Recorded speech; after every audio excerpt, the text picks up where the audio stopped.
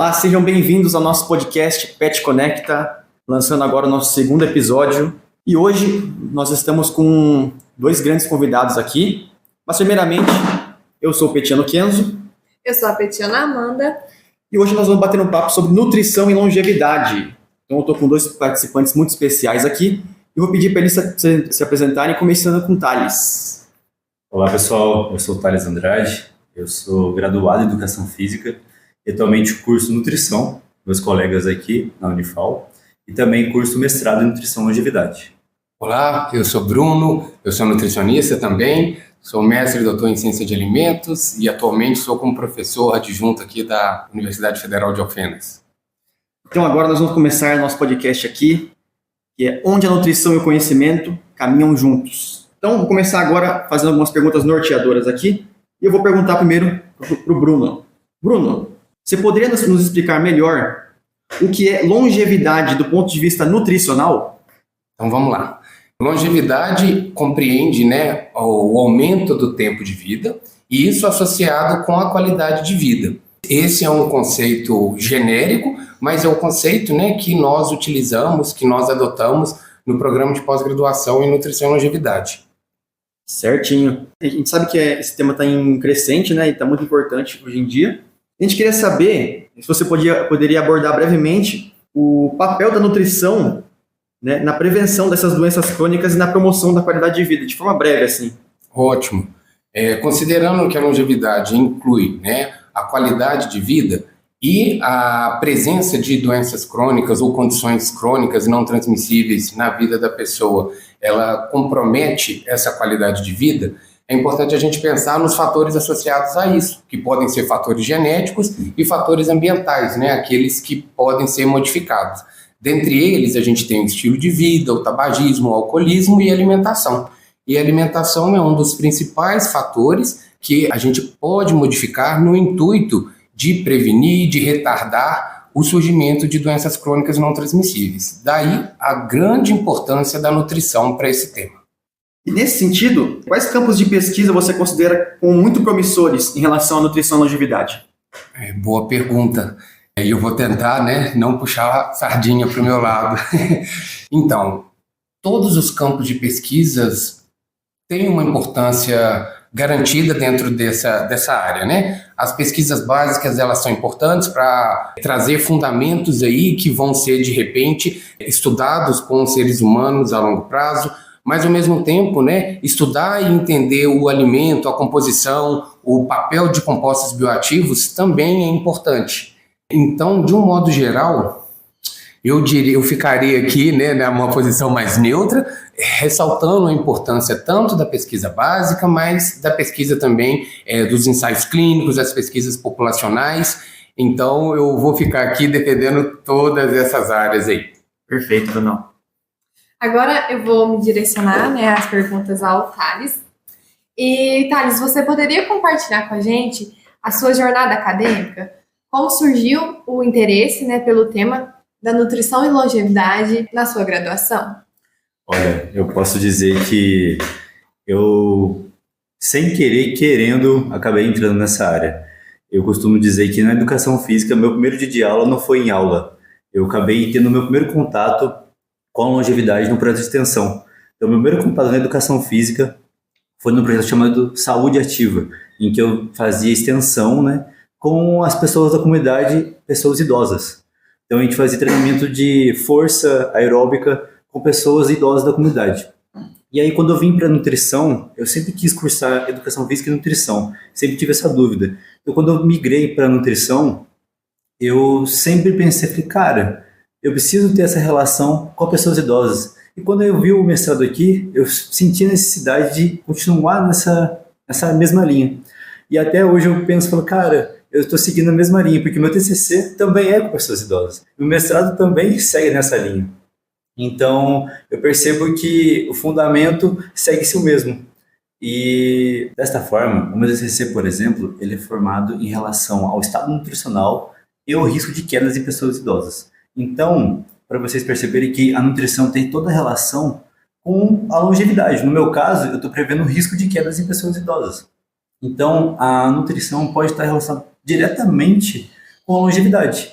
No meu caso, risco de quedas. Já no mestrado, por exemplo, eu vou estudar a relação de hemoglobina glicada. Então, é um marcador bioquímico com um biomarcador do envelhecimento, que é o comprimento de telômeros. Ou seja, a nutrição está realmente diretamente relacionada com o envelhecimento. No caso, a longevidade aqui, como o Bruno acabou de falar para a gente, que ela é muito mais do que só envelhecimento. Ela também é relacionada com a qualidade, como a gente envelhece, né, durante a nossa vida. Muito bom, Thales, muito legal a sua trajetória. A gente viu que você puxou desde o TCC lá, de outra graduação, né, encaminhou até aqui. E o que mudou, né, na sua visão desse tema ao ingressar no mestrado? Olha, é uma pergunta bem interessante, porque eu costumo dizer que a cada vez que eu estudo, menos eu sei, menos eu tenho domínio das coisas, porque quanto mais eu vou estudando, fica mais complexo entender cada coisa. Então, quando alguém me pergunta, eu sempre falo depende, porque quanto mais eu estudo, tem mais variáveis envolvidas na minha resposta. Então, o que mudou no meu domínio em relação ao envelhecimento, à longevidade, à nutrição, é que a gente não pode falar que uma variável depende só de uma outra variável. A gente precisa entender muito mais o domínio, muito mais o contexto. Principalmente na linha que eu estou envolvida, a gente precisa entender realmente o apoio social, por exemplo. Uma pessoa, ela é muito mais do que só o biológico, muito mais do que o físico. A pessoa vai muito mais do que só o que ela é no fisiológico, muito mais do que exames bioquímicos. Então, principalmente a pessoa idosa, né, que a gente falou de envelhecimento aqui, a gente tem que pensar muito além disso. Por exemplo, uma pessoa que está acamada, ou uma pessoa que depende, que ela está dependente, a gente tem que pensar que ela não é só aquilo, ela tem uma história por trás de tudo aquilo que ela já viveu. Então, precisamos do apoio social, que é uma variável que tem surgido muito agora. Então, eu penso nisso. A gente tem que entender o que é saúde. A gente sempre debate isso nas nossas aulas, né, na sociedade. Então, o biopsicossocial e também agora o espiritual. Pensar nisso também. Então, eu gosto muito de levar isso por onde eu passo. Perfeito, Thales. A próxima pergunta seria, né, como a graduação deu as bases e como o mestrado aprofundou o conhecimento em tópicos específicos, né, como a pesquisa científica e a leitura crítica de estudos na área. Perfeito. Para mim, eu estou me aprofundando em epidemiologia e, para mim, faz todo sentido a epidemiologia. Na graduação, por exemplo, em educação física, eu nem sabia o que era epidemiologia. Lá, no caso, eu não tive essa disciplina. Quando eu entrei aqui, eu tive a introdução à epidemiologia. Depois tivemos a epidemiologia aplicada à nutrição. E aí eu comecei a despertar um sentimento de, eu falei assim, poxa, isso é interessante, isso pode ser aplicável. Mas quando eu entrei no mestrado, eu comecei a entender realmente o que era a epidemiologia aplicada. Falei, nossa, isso realmente tem uma aplicação. Da onde surgem aquelas fórmulas que a gente utiliza em nutrição? Por exemplo, Harris Benedict, a gente fala, da onde surge isso? Tudo isso é estudo populacional. E a gente fala, nossa, realmente tem uma aplicação nisso. Realmente foram estudos populacionais que fizeram efeito até hoje. Então, estudos transversais, estudos longitudinais, a gente vê ondas, estudos de coorte que são realizados durante o Brasil. Então, ELSA, o ELSI, são grandes estudos que a gente vê, estudos de idosos, né, de pessoas idosas sendo realizados no Brasil. Então, para mim, esses estudos são muito importantes e me deram muito base, muitas bases para a gente aprofundar ainda mais nessa população estudada. Muito bom, Thales. Agora, por fim, essa última pergunta, né, direcionada para você. Você poderia nos dar algum exemplo, né, de algum projeto, ou você participou, alguma pesquisa que você desenvolveu relacionada a esse tema? Posso estar sim. Eu sou orientado pela professora Tabata e eu não ajudei na coleta de dados, mas ela tem um banco de dados que ela coletou há alguns anos e ela tem alguns dados coletados com pessoas idosas da comunidade de Alfenas, que é a nossa cidade, e ela tem dados socioeconômicos, dados de saúde e dados também de sangue, por exemplo. Então, no caso, ela estudou dados de hemoglobina glicada, por exemplo, colesterol, telômero, enfim, dados que são importantes, que ela tem um banco de dados e utilizamos até hoje para fazer análise e a gente consegue fazer relações, associações e conseguimos fazer inferências sobre a comunidade, a sociedade aqui de Alfenas. Perfeito, Thales. Muito obrigado. E agora, ô Brunão, eu queria saber quais são as principais linhas de pesquisa dentro do programa de pós-graduação relacionado à nutrição e longevidade e se alguma delas possui um maior destaque. Interessante. Então, é o momento de eu fazer um marketing aqui para o programa de pós-graduação em nutrição e longevidade. O nosso programa ele conta com 2 linhas de pesquisa. A linha 1 ela é chamada de nutrição no metabolismo e no envelhecimento humano. Essa linha ela inclui pesquisas na área de nutrição clínica, de nutrição básica, mas também de nutrição experimental. Então, a gente tem uma diversidade de projetos dentro dessa linha. E aí eu gostaria de chamar a atenção que a longevidade, como eu mencionei anteriormente, o Thales reforçou, que compreende o aumento da expectativa de vida associado com qualidade de vida, esse tema ele inclui estudos não só com a pessoa idosa, mas há uma teoria, né, da fisiologia que defende que o envelhecimento ele começa a partir do nascimento.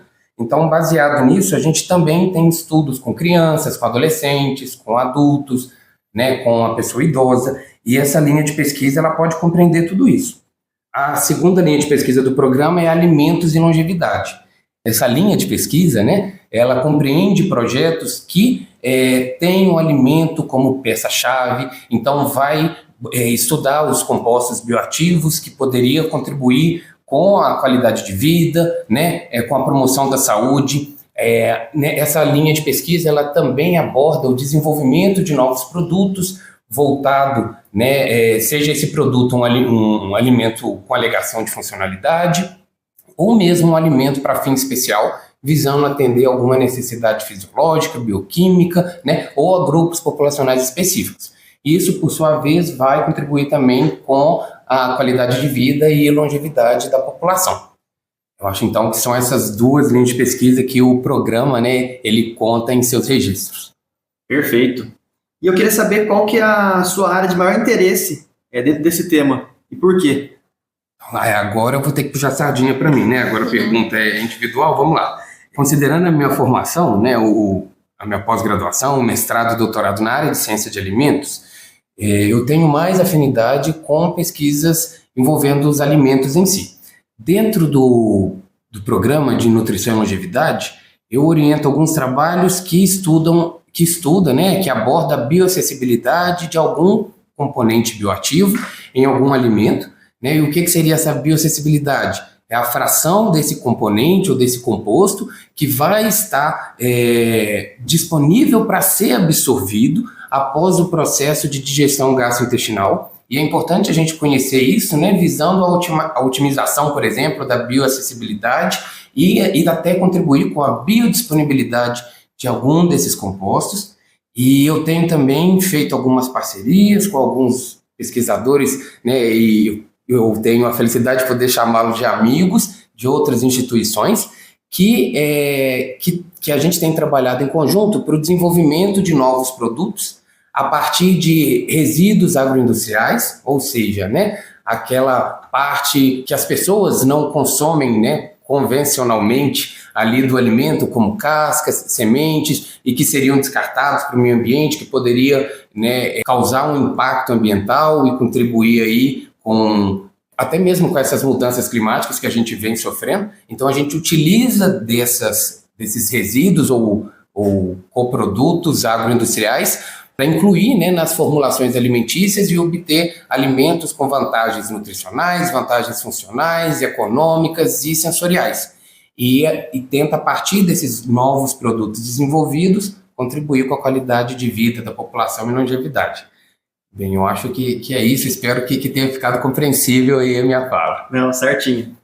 E agora eu gostei muito que você falou daquela questão que a longevidade ela começa já desde a infância. Eu queria que você pudesse falar um pouquinho sobre qual que é a importância que hoje em dia o pessoal eles estão muito negligentes em relação à longevidade. Né? Os adolescentes, assim, o pessoal mais novo não quer saber. Você fala assim, tem que se cuidar, e o pessoal não acha muito porquê. Eu queria saber o que você pensa da disseminação desse tema, fazer chegar nesse pessoal mais novo. Qual que seria a importância disso? De chegar para o adolescente e falar para ele, cara, olha o que é longevidade, presta atenção nisso, cuida disso. Qual seria essa importância?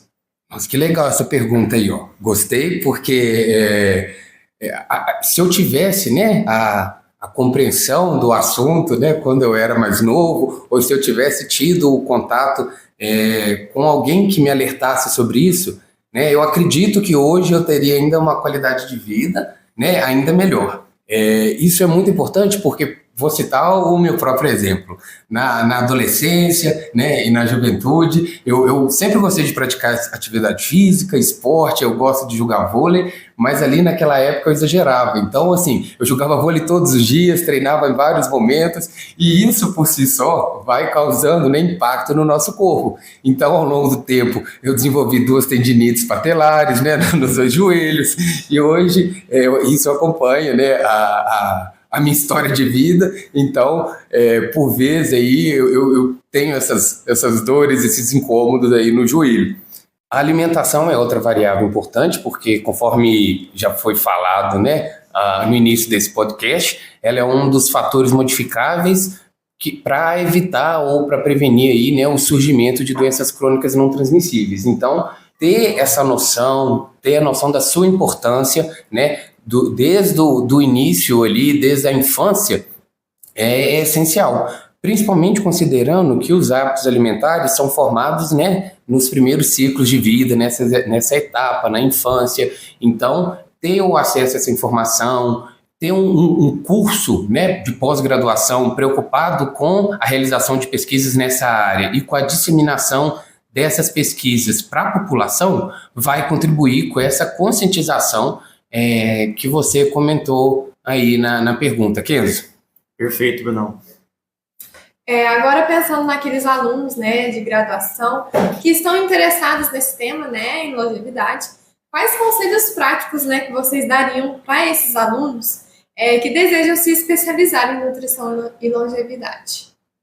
Bom, como conselhos práticos que eu daria para quem quer desenvolver esse lado, que aprimorar conhecimentos em longevidade, o que eu recomendaria?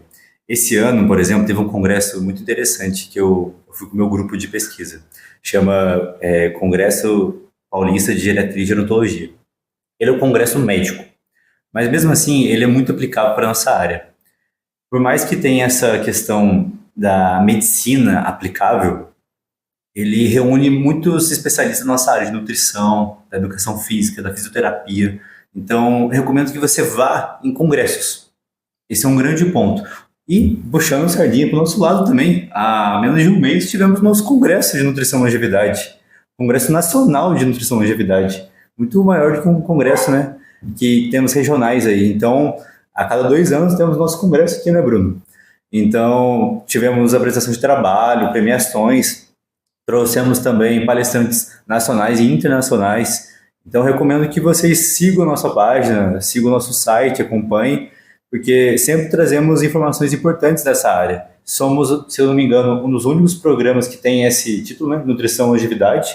Vamos passar pela nossa primeira avaliação da CAPES. Então, só temos a crescer e desenvolver esse lado de nutrição e longevidade. Além disso, sempre que possível, acompanhem, procurem artigos nessa área de longevidade, porque, como vocês podem ver, o IBGE soltou o censo e a nossa população só tem crescido, a população idosa, então a nossa população está envelhecendo. Então, isso vai se tornar um problema de saúde pública, já está se tornando. Então, para quem quer conhecer isso, e quem está na nutrição sabe disso, sabe que isso já é um problema. E como eu já falei, por exemplo, no meu TCC, isso já é uma relação direta. Então, para desenvolver isso, estudem. Procurem informações, artigos, sempre vai ser a parte mais importante. Artigos são atualizados, sabe ter um crivo, sabe ter uma forma de procurar artigos justos, artigos que são importantes, sem viés. Então, essa é a dica que eu posso deixar para vocês. Sempre vão atrás de conhecimento. Cursos com palestrantes que são referências. Essa é a dica que eu posso deixar para vocês. Boa fala aí, Thales. Eu vou pegar embalo na fala do Thales para continuar aqui essa pergunta aí, né, a resposta. Eu gostei do que o Thales falou sobre a atualização. Eu acho que é muito importante a gente manter atualizado sobre as pesquisas, sobre o tema e, além disso, participar, se envolver com as atividades extracurriculares que a universidade propõe. Então, por exemplo, participar de um projeto de iniciação científica, de um projeto de extensão, de uma liga acadêmica, de um grupo de estudo, de um PET. Eu falo isso porque a minha trajetória, né, enquanto graduando de nutrição, ela foi assim, e graças a isso eu despertei o interesse para pós-graduação. Então, a partir do momento que eu iniciei uma iniciação científica dentro de um laboratório e que eu tinha contato direto com vários pós-graduandos, mestrados e doutorados, eu lembro, né, que naquela época eu imaginava que eu nunca fosse capaz de chegar ali naquele ponto, né? E eu tinha uma admiração muito grande pelos mestrandos e doutorandos que me acompanhavam na IC. E ao desenrolar do curso, né, eu me formei e aí resolvi prestar, né, o processo seletivo para entrar no mestrado. E não é que deu certo, né? Então, um dia eu estava naquela posição de admirador, né, que admirava e que tinha essa vontade, mas que não tinha tanta autoconfiança, que não acreditava no meu potencial. E no outro dia eu estava ali vivenciando essa situação. Então, eu reforço aqui que esse envolvimento com essas atividades diversas, ele pode ser muito importante. Até para a gente entender que a gente é capaz, para a gente conhecer um pouco, né, o que é o mestrado, porque quando a gente está na graduação, isso fica ainda um pouco obscuro, né? O que é o mestrado, o que é uma especialização, o que é um doutorado, enfim. Espero que essa dica aí ela ajude e motive alguns dos estudantes aí para seguir a carreira acadêmica. Perfeito, são dicas valiosas, né, que eu tenho certeza que vai motivar, né, vai trazer esclarecimento para todos esses alunos que têm esse interesse. Bom, e agora eu queria fazer uma pergunta para vocês também, que é quais seriam as maiores dificuldades que vocês passam, né, em ser pesquisador no Brasil? Então, agora eu vou tomar a frente aqui, então. Nossa, dificuldades são várias, né? Acho que eu posso começar falando aqui, de repente, do financiamento de pesquisas. Aqui no Brasil, a gente, infelizmente, ainda não conta com muito incentivo, né, financeiro à realização de pesquisa. Existem as fundações de apoio que publicam editais frequentemente, mas são muitos os pesquisadores e então a concorrência ela se torna grande e isso é um grande desafio. Apesar disso, né, a gente dá a cara a tapa, a gente tem se esforçado, tem participado, né, de editais de fomento de pesquisa, a gente consegue alguns financiamentos e isso, né, facilita muito o desenvolvimento da pesquisa. Um outro ponto, né, que eu posso mencionar muitos dos, por exemplo, os reagentes, equipamentos que a gente precisa, eles são importados. E a conversão, por exemplo, né, do real para o dólar é algo complicado e que ainda dificulta mais, né, a aquisição desses materiais que são necessários. Então, isso associado com os poucos investimentos, mas que eu ainda destaco, né, que nesses últimos anos tem melhorado, porque já foi pior, a gente já teve numa situação mais crítica, mas esse, para mim, são os dois principais desafios que eu vejo no momento aqui. Olha, eu gostaria de reforçar um desafio que eu aprendi com o meu orientador lá da Unesp. Ele sempre me falou uma coisa que é muito importante. Thales, se você conseguir vencer a burocracia, você consegue vencer muita coisa. Então, nós que estamos na universidade pública, federal, estadual, qualquer que seja, burocracia. Se a gente consegue vencer a burocracia, que ela é muito grande, a gente percebe isso, seja para abrir uma sala, abrir um laboratório, isso é muito difícil. O Bruno sabe como que é, então a gente tem que conseguir muitas coisas, pedir um material, pedir para abrir uma sala, como eu já falei. Então, são muitas instâncias que a gente tem que passar para conseguir alguma coisa, sabe? Então, um horário que fecha alguma coisa, tem que pedir para alguém conseguir abrir aquilo, pedir um papel, alguma coisa, isso é muito difícil. Então, é aquilo sim, sempre tem que insistir, persistir para aquilo conseguir dar certo. São várias vezes tentando a mesma coisa. Então, eu sempre mantenho aquilo que eu falo para todo mundo que me conhece. Mantenha sempre, não desiste, porque uma hora vai dar certo, né? Aprendo isso com a minha orientadora também, ela sempre fala, Thales, um artigo volta, acho que isso também é um ponto bem legal, né, Bruno? Que um artigo acaba voltando várias vezes, não desiste, uma hora ele sai, tem várias revisões, vai, continua, que uma hora esse artigo vai ser publicado também. Acho que isso também é um ponto, a gente está passando por isso agora, né, atualmente. Os artigos estão sendo difíceis de publicar. tem essa máfia, vamos dizer assim, de artigos, que se você não tem alguém muito influente, acaba sendo difícil de publicar um artigo. Então, temos que manter essa persistência de publicar, mesmo que volte, e uma hora dá certo. Muito valioso, gente. Eu acho que quem é graduando, né, e não está por dentro desse mundo, já deu para dar uma elucidada, né? E eu queria que vocês pudessem explicar também a diferença entre lato sensu e stricto sensu, que é uma dúvida assim que acho que bastante gente tem e que muita gente não tem muita noção. Eu, por exemplo, não sei direito. Então, vamos lá. A pós-graduação lato sensu, né, que compreende aí, por exemplo, as especializações, ela trata de um assunto que é mais genérico ali na área. A lato sensu, ela tem por definição, um período mínimo de 360 horas, então o curso ele não pode ter uma carga horária inferior a isso, sendo que o desenvolvimento, por exemplo, de um trabalho de conclusão de curso atualmente é opcional, então depende, né, do curso de especialização, que pode conter isso ou não. Ela pode ser presencial ou completamente em educação à distância, né? E ao final você vai ter o título ali de especialista, né, nesse assunto, em um determinado assunto. A pós-graduação stricto sensu, ela envolve o mestrado e o doutorado, né? O mestrado geralmente tem um prazo, um período ali de 2 horas, de 2 anos para conclusão, perdão, olha aí o ato falho, né? E o doutorado, um período de conclusão em média ali de 4 anos. Na pós-graduação stricto sensu, você vai cursar também um determinado quantidade de créditos aí em disciplinas, e você vai desenvolver no mestrado uma dissertação sobre um tema, sobre um assunto mais específico. Então você vai se especializar sobre uma determinada área do conhecimento dentro ali, né, do tema principal desse programa de pós-graduação que você está inserido e dentro das linhas de pesquisa que esse programa tem. No mestrado e doutorado você precisa de ter um orientador, né? Você pode ter um co-orientador, e para concluir você deve, né, cumprir todos os créditos, obtendo pontuação e conceito, né, que seja compatível com as normas do programa, além de entregar, né, a sua dissertação escrita, passar por uma banca de avaliação e defender a sua dissertação ou a sua tese no caso do doutorado. Então seria isso, não sei se eu consegui ser claro, mas se tiver alguma outra dúvida aí, é só colocar que a gente continua o nosso bate-papo aqui.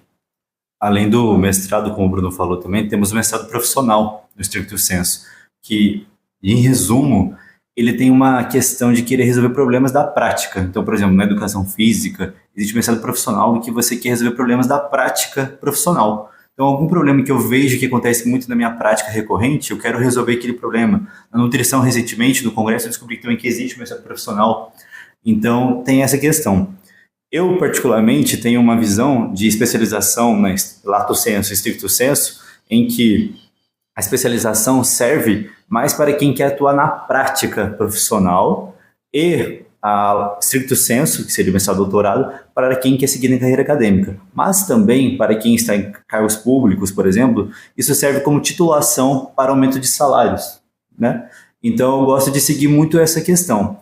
E para quem quer aprofundar ainda mais, né, conhecimento científico, como o Bruno falou, stricto sensu é uma área muito específica e você vai aprofundando cada vez mais e mais numa área muito pequena. Então, se você não pretende seguir tanto nessa carreira acadêmica, eu recomendo mais a especialização, o lato sensu, porque você vai ter uma resolução, um aprendizado muito mais da sua área prática. Essa é um pouco da visão minha particular. Perfeito, gente. Já deu para dar uma elucidada aqui já. Para quem estava perdido nessa questão, já deu para saber um pouco mais. E agora a gente vai caminhando para os nossos tópicos finais. E agora eu vou direcionar umas perguntas mais pessoais de vocês mesmo, para vocês deixarem a marca de vocês, um pouco da história de vocês. Então eu queria que vocês pensassem aí e falassem um momento na carreira acadêmica de vocês que vocês sentiram maior dificuldade. Foi aquele momento que você falou assim, caraca, velho, agora foi difícil. E que vocês superaram. O meu foi quando eu ingressei em nutrição, porque eu vinha de uma de uma formação na educação física, e aí eu sentia que pensava que sabia de tudo. Falava, nossa, eu já me formei, eu sei tudo, não preciso.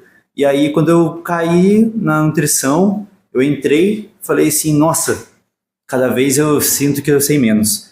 E aí, vim cursar uma segunda graduação, me abriu muito a mente. A nutrição, quando eu entrei, eu pensava que era um complemento. E com os anos, com o tempo que eu fui cursando, eu fui percebendo que não, que ela não veio para complementar, ela veio para me agregar cada vez mais. E como pessoa, ela me... Nossa, eu não sei nem como falar isso, porque ela me fez crescer tanto, e como profissional cada vez mais. Então, a dificuldade que eu tive de enfrentar, não só as disciplinas, mas como pessoa, ela me fez crescer tanto. Então, eu só tenho a agradecer isso, sabe? Então, foi um momento muito bom, que foi um marco, uma virada de chave na minha vida muito boa. Eu gostei dessa pergunta aí, e eu confesso que enquanto o Thales respondia, eu comecei a pensar aqui para resgatar minha memória aí e trazer essa resposta. Então, pensando nisso, eu vou destacar 2 pontos. Um deles foi quando eu passei no mestrado, eu comecei a fazer, né, a pós-graduação, e eu vi ali muitos docentes passando, né, as referências para leitura, para a gente estudar para a prova, todo em uma língua estrangeira. E eu, infelizmente, naquela época, eu não tive muitas condições de fazer um curso de língua estrangeira do início ao fim. Então, condições financeiras mesmo. Então, para mim, foi um desafio muito grande, porque naquela época ainda não existiam ferramentas que hoje a gente tem acesso, né? Como o Google Tradutor, como o ChatGPT. Na verdade, o Google Tradutor na época era terrível. Você colocava, né, uma frase lá, ele vinha com a tradução literal das palavras, não fazia sentido, enfim. Então, eu tive que pegar um dicionário, né? Eu lembro até hoje, eu ficava lendo um artigo com o dicionário do lado, e isso, apesar de ser muito trabalhoso, isso me ajudou, isso foi contribuindo, né, com a minha compreensão numa língua estrangeira. Mas foi um desafio e foi algo que me tirou a tranquilidade. Um outro ponto, eu falo que foi no curso de graduação em nutrição. Eu lembro que eu estava já na época dos estágios, mas eu não atribuo essa dificuldade ao estágio em si, mas eu atribuo a complexidade da nossa vida, né? Porque nem sempre a gente está bem com todas as questões. Então, em determinados momentos a gente enfrenta problemas pessoais, emocionais, sentimentais, e a saúde mental, ela coloca, ela transforma toda a situação ali que a gente está vivendo. E eu lembro de passar por momentos assim, e que eu comecei a visualizar as barreiras, né, ou os desafios do curso de uma forma muito maior. Então, eu só chamo a atenção para essa questão da saúde mental, que é algo importante, que às vezes a gente não dá a importância que o assunto merece, mas foi algo que tentou me passar uma rasteira, mas eu consegui desviar e continuar ali, mas com uma base de apoio, né, e contando com a rede social que a gente tem, amigos, famílias e profissionais mesmo da área. Então, são esses 2 momentos aí. Muito interessante, gente. E agora, falando de coisa boa, quero o inverso, o momento da graduação de vocês, da carreira de vocês, que vocês sentiram o máximo, né? Que vocês brilharam ali, que foi um momento que vocês lembram até hoje, que vocês não queriam que tivesse acabado. Pô, para mim foram 2 momentos muito, muito legais. O meu primeiro foi quando eu me graduei em Educação Física. Foi um dia muito, muito especial, porque foi o dia que eu graduei. Quando eu estava terminando de assinar a minha ata, né, de colação, eu saí da sala e fui olhar o Enem. E aí eu tinha visto que eu passei na Unifal, em nutrição. Então foi na mesma semana. No mesmo dia, na verdade. E aí, no dia seguinte, eu tinha prestado a prova, né, há uma semana, eu tinha prestado a prova para o mestrado em Ciência da Motricidade na Unesp. E eu passei também no mestrado, então foram 2 dias e tinha 3 aprovações, né, 3 felicitações. Eu acabei não indo para o mestrado lá, e eu acabei optando por vir para nutrição na Unifal, que ficaria inviável fazer mestrado e nutrição ao mesmo tempo. Naquela época eu pensei nisso. E aí, o meu segundo momento foi, por coincidência, quando eu entrei no mestrado aqui. E no caso hoje eu acabo fazendo nutrição e o mestrado ao mesmo tempo. Mas a minha felicitação foi por isso, porque eu acabei conseguindo entrar numa coisa que eu queria muito, que era o mestrado. Eu sempre sonhei em ser professor. Esse é o meu objetivo desde que eu entrei na faculdade. Na minha primeira graduação, meu objetivo maior sempre foi ser docente. Eu sabia que eu entraria numa graduação para ser docente. E aí, quando eu me formei, eu vim para outra graduação, eu falei, poxa, estou dando um passo para trás fazendo outra graduação? Não, é só um caminho, outro degrau para subir ainda mais. Então, ingressar no mestrado hoje, nesse ano, é dar esse degrau, é subir mais um degrau para o meu objetivo final. Então, ter ingressado esse ano no mestrado, para mim, foi um objetivo muito grande, um objetivo muito feliz que foi alcançado. Então eu vou citar também alguns pontos aqui. Um deles, durante a graduação, eu participava de um grupo de estudantes que chamava Grupo Aroeira. A gente reunia, a gente fazia grupo de estudo, a gente escrevia projeto de pesquisa, né? E com a parceria com alguns docentes, a gente submetia esse projeto, né, para editais de IC, e também a gente desenvolvia extensão. E o momento que me marcou foi um projeto de extensão que eu pude participar como bolsista dentro desse grupo, que envolvia a temática da agricultura urbana, num dos maiores conjuntos, né, de aglomerados de Belo Horizonte, que era a Vila Santana do Cafezal. Então, nesse projeto, a gente ia até lá, a gente atuava junto com os moradores numa horta comunitária que eles implantaram, e a gente começou a fazer oficinas de incentivo à prática da agricultura urbana, né, e o quanto que isso poderia contribuir para a segurança alimentar e nutricional. Então, a cada encontro que a gente ia, que a gente conversava com a população, que a gente fazia as oficinas, né, e que tinha aquela troca ali, eu lembro que eu voltava renovado, né, e isso foi despertando o meu interesse, assim, em seguir a carreira acadêmica, em ser um docente, porque eu percebi que eu gostava dessa liberdade e do contato, né, de falar, de tentar contribuir assim, de alguma forma, né, com conhecimento e com essa partilha aí de saberes e vivências. Em um outro momento, eu vou pegar carona na fala do Thales, realmente foi durante a minha formatura. Então, assim, ali, né, durante aquela cerimônia de colação de grau, que a ficha caiu, que eu estava formando, que eu olhava para o lado, eu via meus colegas, eu olhava para frente, eu via as pessoas que eram importantes na minha vida, minha família ali participando daquilo. Nossa, aquele foi um momento marcante na vida. Eu acho assim que é algo que eu desejaria para todas as pessoas. Não sei se é o objetivo de todo, né, se é o sonho de todo mundo, mas foi algo tão bom que eu senti ali, que para mim foi marcante, né? E ao mesmo tempo que isso é bom, aí depois vem um turbilhão de pensamentos, porque você deixa de ser estudante num dia, né, universitário, para ser profissional no outro. E aí a gente pergunta, e agora? O que eu vou fazer, né? Eu vou trabalhar, em que área? Tem possibilidade ou não? Vou seguir carreira acadêmica? Enfim, aí vem as dúvidas, mas tudo isso foi muito bom.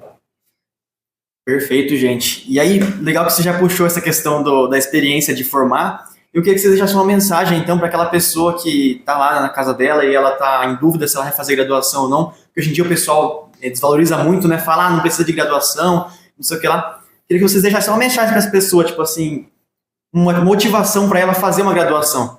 Boa, posso começar aqui? Eu costumo, né, brincar que o curso de graduação ele mudou a minha vida. Ele mudou a minha vida não só em termos profissionais, mas mudou também o ser humano que eu sou. Porque durante a graduação eu tive a oportunidade de estudar, de debater sobre vários assuntos e não apenas aqueles diretamente relacionados à nutrição. Então foi um momento em que eu expandi meus horizontes e que eu passei a compreender melhor vários assuntos, eu passei a entender e valorizar, né, assim, a política, várias outras questões que fazem parte da nossa vida e que, de repente, antes, né, de entrar para a universidade, eu não tinha noção, me considerava leigo ou sem argumentos para participar dessas conversas. Mas eu acho que um curso de graduação, você estar na universidade, ter acesso a tudo aquilo que ela te proporciona, muda a vida de qualquer um.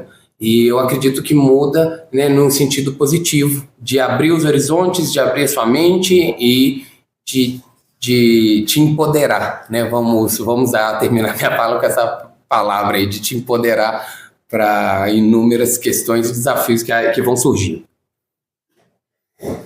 Olha, eu vou deixar um relato que acho que essa é a melhor forma de convencer talvez uma pessoa a fazer uma graduação. A minha visão era a seguinte: antes de pensar em fazer uma faculdade pública, por exemplo, eu queria ser engenheiro. Para vocês verem, não tinha sentido algum hoje que eu faço. Pô, eu mexo com saúde, mexo com pessoas. A minha visão antes de entrar numa faculdade de saúde, era uma pessoa fechada, mal convivia com pessoas, não gostava de conversar com pessoas, era totalmente cabisbaixo, era negativo com a vida. Depois que eu pensei, falei assim, cara, eu comecei a treinar, comecei a fazer educação física, eu comecei a falar assim, cara, isso que é a vida, mexer com pessoas, trabalhar com pessoas, ajudar pessoas. Esse é o meu maior intuito na vida. Quando eu entrei em educação física, isso se concretizou. Eu falei assim, eu estou aqui para ajudar pessoas. Esse é o meu maior intuito na vida. Ajudar pessoas a serem melhores. Seja em qual área for, na educação física, na nutrição. Hoje, no meu caso, a ideia é o quê? Ser docente para formar mais profissionais, para ajudar ainda mais pessoas. Por isso eu quero ser docente. Então, a ideia de fazer uma graduação é isso, você abrir horizontes. Por que eu falo da universidade pública? Ensino, pesquisa e extensão. Por que eu amo tanto a extensão? Eu acabei não falando tanto no podcast, mas a extensão foi minha primeira vivência na faculdade. Como eu falei para vocês, a saúde ativa, que foi minha primeira extensão, meu primeiro contato com a faculdade, com a universidade, foi a extensão. Não foi a aula, não foi a pesquisa, não foi o ensino, foi a extensão. Porque ela te faz ter contato com a população. A extensão é um pré-estágio, é um pré-emprego, é um pré-vivência da vida de verdade. Então, a graduação te fornece isso, como o Bruno falou, ela te abre mentes, vai além do emprego, vai além de tudo que você acha que é a vida. Então ela te faz uma pré-vivência, e quando você pode errar, você começa, tem onde recorrer, tem professores, tem docentes que vão te ajudar a isso. Então eu te falo isso, graduação é para isso, e a pós está aí também para te fornecer, para você se aprofundar ainda mais. Então para quem gosta dessa área de pesquisa, por exemplo, mais específico, você pode aprofundar ainda mais. Então, eu te deixo esse conselho. A graduação te abre horizontes. Não só profissionais, mas pessoais ainda mais. Perfeito, gente. E aí, sim, gostei muito da fala de vocês, porque é aquele negócio que o Bruno falou, não é você vai fazer uma graduação em nutrição, você vai abrir seus olhares não só para nutrição, você vai abordar vários diferentes temas e sua visão vai ser diferente de mundo, né?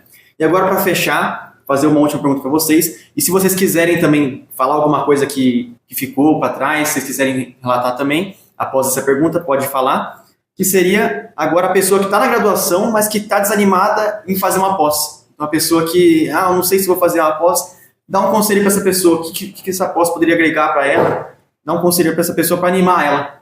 Então vamos lá, eu falaria para não desanimar, para tentar seguir essa carreira e tentar fazer um processo seletivo para entrar no mestrado. Além de você ter a possibilidade, a oportunidade de se especializar, né, de estudar e de aprender mais, você pode ser contemplado com uma bolsa, né? Essa bolsa ela vai auxiliar a sua manutenção, né? Vai auxiliar em alguns gastos ali, e quando você concluir, né, esse processo, concluir o seu mestrado, você vai ter um currículo com um diferencial, e isso pode abrir portas, né, independente da área que você vai atuar. Então, além de possibilitar, né, uma vantagem aí para algumas áreas de atuação do profissional nutricionista, vai também vai ampliar esse leque de possibilidades, e você pode também atuar como um docente. Eu acho que é por aí. Você tem algo a complementar aí, Thales?